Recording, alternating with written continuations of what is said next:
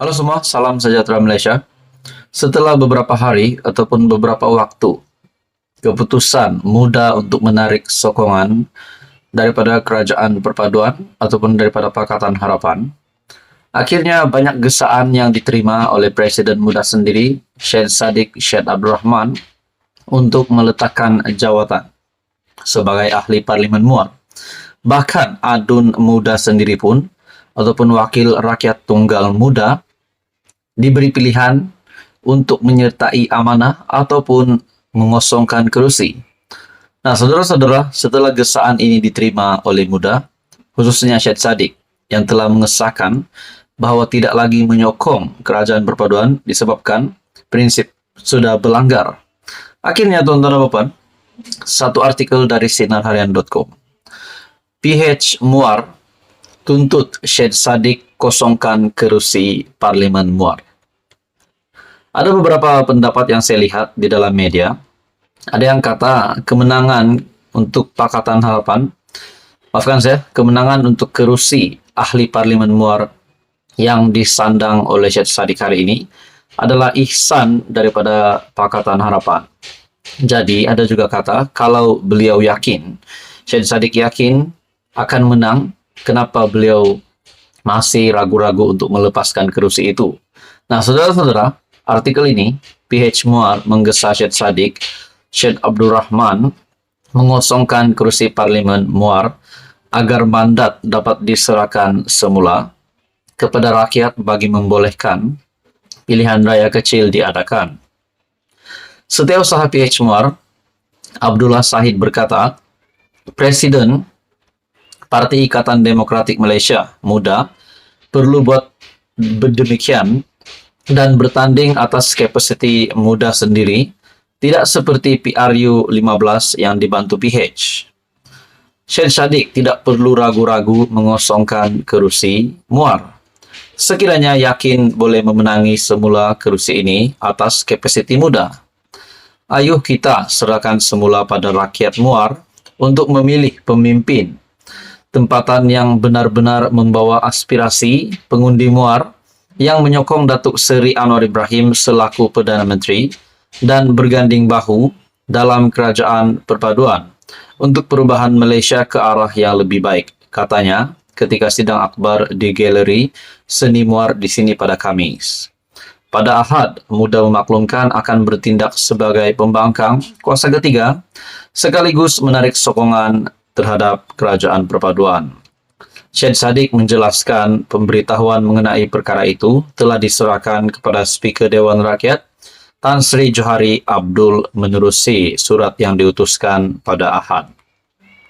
Mengulas lanjut, Abdullah berkata, tindakan Syed Saddiq keluar daripada Kerajaan Perpaduan ketika negara perlukan kestabilan politik bagi memperbaiki kerosakan yang telah berlaku amat tidak wajar.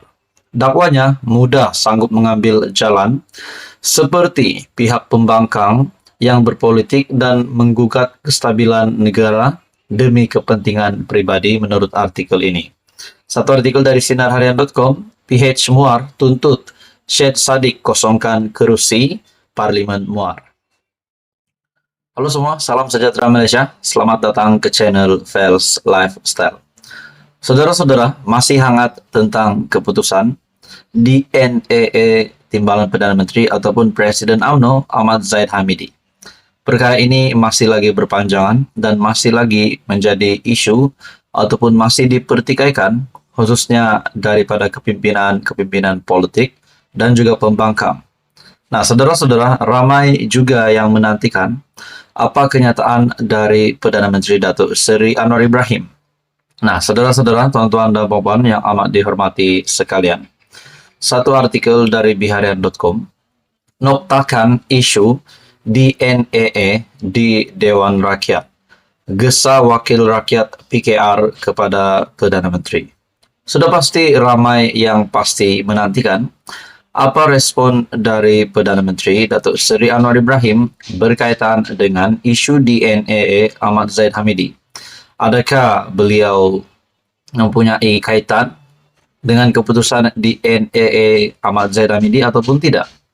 Dalam artikel ini, seorang penyokong kerajaan menggesa Perdana Menteri Datuk Seri Anwar Ibrahim memberi penjelasan sendiri di Dewan Rakyat mengenai keputusan melepaskan tanpa membebaskan DNAA Datuk Seri Dr. Ahmad Zahid Hamidi daripada 47 pertuduhan pecah amanah, rasuah dan pengubahan wang haram milik Yayasan Akal Budi.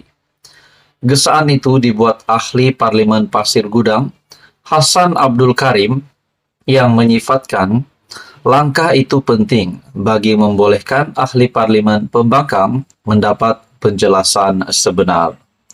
Katanya adalah lebih baik Perdana Menteri menjelaskan sendiri isu berkaitan Presiden UMNO itu berbanding kenyataan yang dilaporkan di media.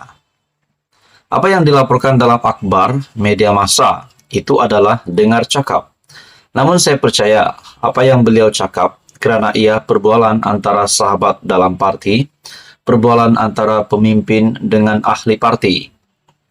I will not throw my leader under the bus. Saya tidak akan membelakangi pemimpin parti saya. Saya akan pertahankan di dalam dewan ini.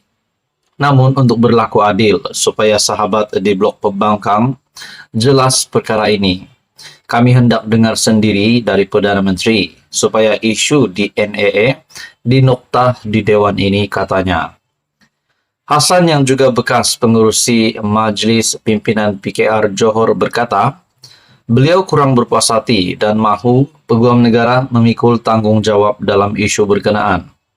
Katanya, beliau setuju jawatan kuasa pilihan khas hak asasi manusia, pilihan raya dan reformasi institusi untuk memanggil Peguam Negara yang lalu dan kini untuk menjawab isu berkenaan. Peguam Negara mesti datang untuk menjawab dan jangan beri alasan untuk tidak datang. Ini kerana jawatan kuasa dan parlimen ada integriti. Beliau juga menegaskan akan mempertahankan Perdana Menteri dalam isu berkenaan dan percaya tidak ada campur tangan dalam isu berkenaan. Ketika keputusan mahkamah itu dibuat, Perdana Menteri di Jakarta kerana menghadiri sidang kemuncak ASEAN, dan saya baca laporan menyatakan yang beliau menjelaskan beliau tidak campur tangan kerana ia atas kuasa budi bicara Peguam Negara. Apabila Perdana Menteri balik ke Malaysia, beliau juga tegaskan perkara itu, iaitu keputusan DNAA adalah budi bicara Peguam Negara dan tidak boleh campur tangan kerana ia kuasa budi bicara Peguam Negara. Beliau menjelaskan isu DNAA itu sudah dikemukakan kepada Perdana Menteri secara pribadi dan dengan tegas Perdana Menteri menyatakan tidak campur tangan bukan saja keputusan mahkamah itu tetapi juga kuasa Peguam Negara dan setuju Badan Kehakiman perlu bebas membuat keputusannya sendiri. Malah apabila ahli Parlimen Pago iaitu Tan Sri Muhyiddin sendiri dan MP Tasik Gelugor Datuk Wan Saiful Wanjan dituduh di mahkamah, saya ada nyatakan secara terus kepada Perdana Menteri jangan aniaya saingan politik. Nah, akhirnya itulah yang terkini dari satu artikel dari Biharian.com. Noktakan isu DNAA di Dewan Rakyat, gesa Wakil Rakyat PKR kepada PM, dan maklumat terkini bahawa Perdana Menteri menyatakan bahawa tidak terlibat dengan keputusan itu. Saudara-saudara, sekian saja kali ini. Teruskan bersama di dalam channel ini untuk info yang seterusnya. Mohon jasa baik Anda untuk bantu channel ini dengan menekan butang like, share, dan juga subscribe.